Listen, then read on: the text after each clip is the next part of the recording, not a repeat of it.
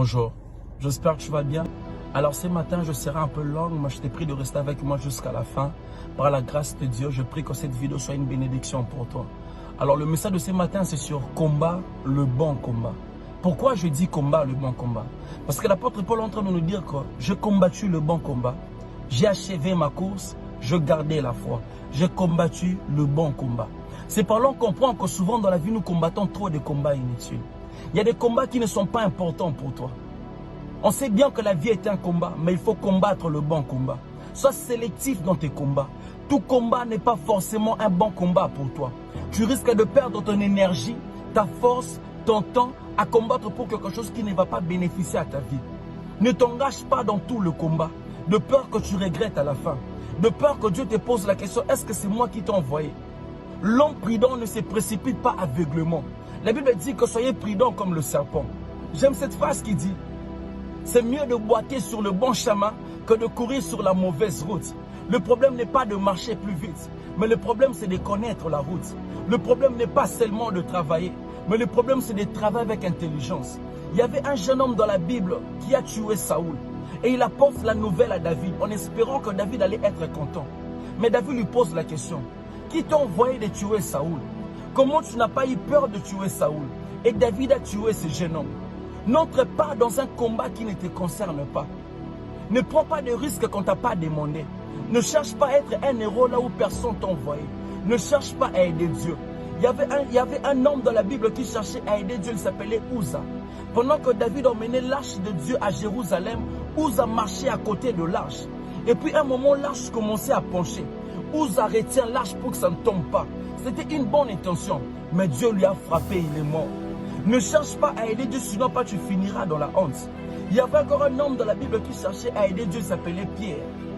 Pendant que le soldat est venu arrêter Jésus, Pierre a pris l'épée, il a coupé l'oreille d'un soldat. Jésus a remis l'oreille. Il a dit à Pierre, Pierre, remets ton épée.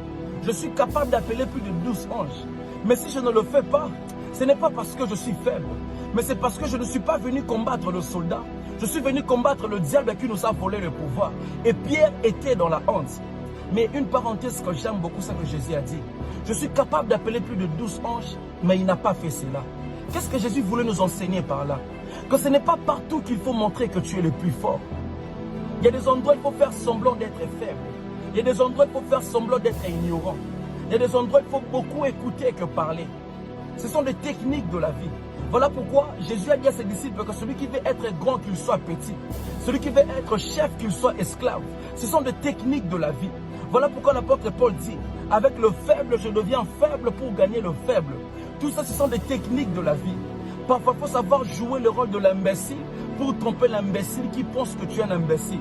Tout ça, ce sont des techniques de la vie. C'était juste une parenthèse.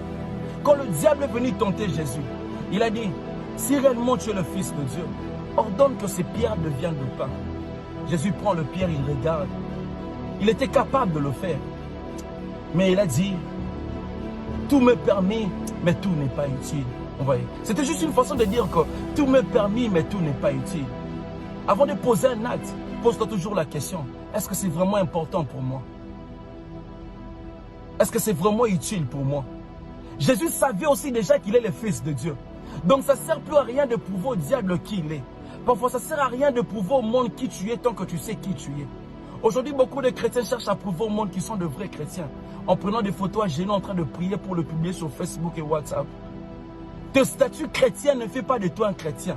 C'est ta vie en privé qui fait de toi un chrétien. Mieux vaut être que paraître. J'aimerais dire à quelqu'un ce matin que arrête de pleurer pour des gens que Dieu a déjà rejetés dans ta vie. Combat le bon combat. Samuel était en train de prier pour Saoul.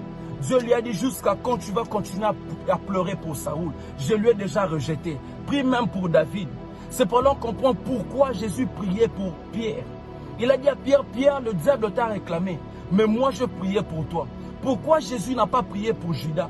Parce qu'il savait que même si je prie pour Judas, il finira que par me trahir. Mais laisse-moi prier pour Pierre. Parce que je sais qu'en Pierre, je bâtirai mon église. Combat le bon combat. Reste concentré dans ton combat. Arrête de te comparer aux autres. Nous n'aurons pas tous le même combat. Parce qu'on n'a pas tous la même destinée. Nous n'aurons pas tous le même lutte. Parce qu'on ne vient pas tous de la même famille. Nous n'aurons pas tous le même problème. Parce qu'on n'a pas tous le même futur. Nous n'aurons pas tous le même stress. Parce qu'on n'a pas la même responsabilité. Reste concentré dans ton combat. Avant de commencer le combat des autres, sois sûr que tu as d'abord fini ton combat. Ce que j'aime avec Jésus, il était resté concentré dans son combat, malgré les humiliations, malgré les critiques. Parce qu'il savait que ça va payer. Quand tu connais le prix à gagner, tu n'auras plus peur du prix à payer. Voilà pourquoi David, devant Goliath, n'avait pas abandonné. Parce qu'il savait que celui qui va tuer Goliath, on va lui donner la fille du roi.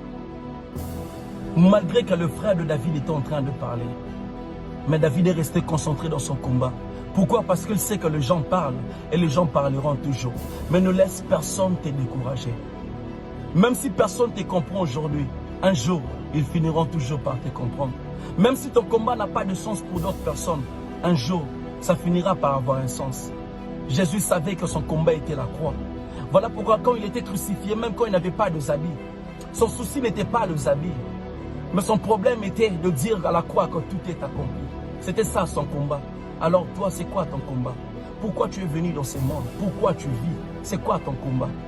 L'essentiel n'est pas seulement de vivre, mais l'importance, c'est d'avoir une raison de vivre. Pourquoi tu vis? C'est quoi ton combat? Que mon Dieu te bénisse. C'était juste ça le petit message que j'allais partager avec toi ce matin. Combat, le bon combat. N'entre pas dans tous les combats. Concentre-toi sur ton combat. Que mon Dieu te bénisse. Merci beaucoup.